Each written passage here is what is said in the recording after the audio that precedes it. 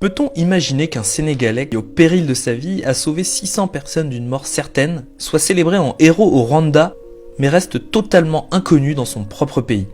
C'est pourtant le cas de Mbaye Diagne, un capitaine au grand cœur et au courage exceptionnel qui devrait faire la fierté de tout le Sénégal. Laissez-moi vous raconter son incroyable histoire. Et pour tous les fans de football, on ne parle pas de Mbaye Diagne, le buteur des Lions de la Teranga, même si le Mbaye Diagne dont nous allons parler mériterait de connaître la même célébrité.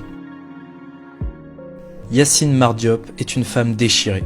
Son mari, le casque bleu Mbaye Diagne, son amour et son héros, doit quitter leurs 12 banlieues de Dakar pour partir loin, si loin d'elle. Elle l'aime son mari, celui qui la fait rire tout le temps, qui la gâte, qui ferait tout pour elle. Ce jour-là, il avait tout acheté au marché, pour préparer un bon dîner.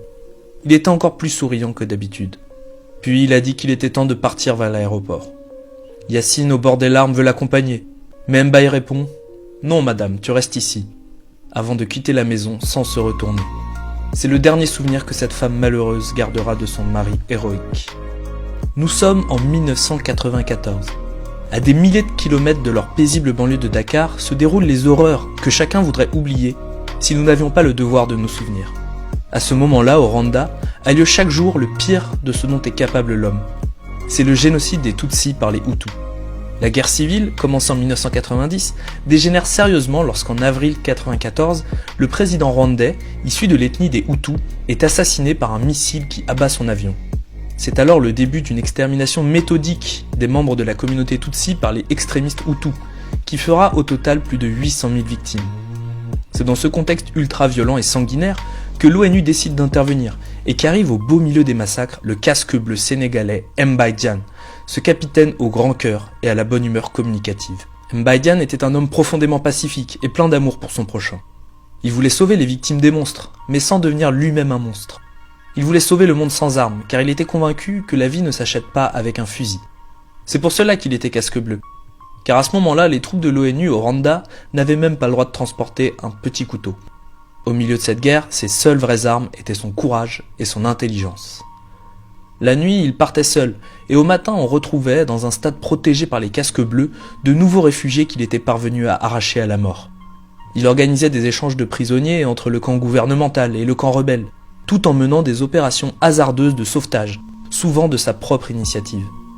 Bien sûr, il respectait sa hiérarchie, mais n'hésitait jamais à dépasser les ordres pour sauver une vie de plus.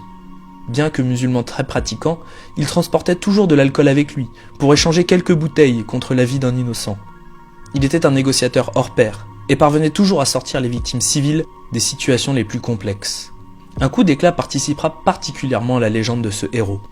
Un matin, Mbaye remarque des éléments particuliers dans les comportements des extrémistes Hutus, et il a l'étrange intuition que c'est la première ministre du gouvernement de transition qui est menacée. Quand il comprend ce qui va se passer, le capitaine se rend aussi vite qu'il le peut au domicile de la dirigeante. Son intuition se confirme alors, la maison est cernée par la garde présidentielle, et une attaque est en cours.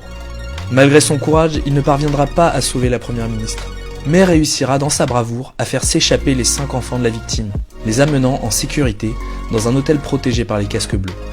Le soir même, les milices Hutus se rendirent à l'hôtel en demandant qu'on leur livre les orphelins, ce que Mbaye Diagne refuse.